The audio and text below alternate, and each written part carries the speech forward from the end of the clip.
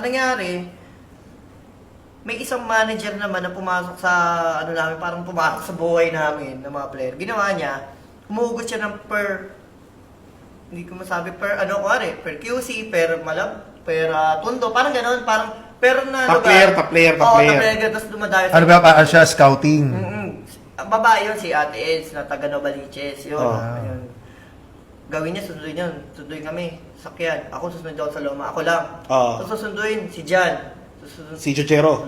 Tapos susunduin kung sino. Hanggang sa ginawa na, ba't di na tayo mag-form ng Happy Pito 1, Happy Pito? Tapos yun din yung isip niya. Si Kuya Jerry, kung tutuusin, di ba, yun yung talagang kilalang manager namin. Bago namin siya maging manager, kalaban talaga namin siya sa Bulacan.